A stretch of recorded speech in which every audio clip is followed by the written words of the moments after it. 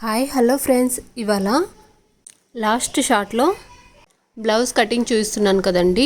Part 3 అండి ఇదైతే. ఇలా క్రాస్ బెల్ట్ వంపుగా కట్ చేసుకున్నాం కదా, చూస్తున్నారు కదా. బ్యాక్ సైడ్కి ఫ్రంట్ సైడ్కి 2 ఇంచెస్ డిఫరెన్స్ ఉంటుందన్నమాట. ఇప్పుడు స్లీవ్స్ అండి ఇవైతే. స్లీవ్స్ అయితే ఇలా అందాజు పైన కట్ చేసుకున్నాను. లైనింగ్ కూడా కట్ చేస్తున్నాను. స్లీవ్స్ పెట్టి ఇలాగా దాని విడ్త్కి ఇలా కట్ చేస్తున్నాను లైనింగ్ అయితే. ఇది స్లీవ్స్కి.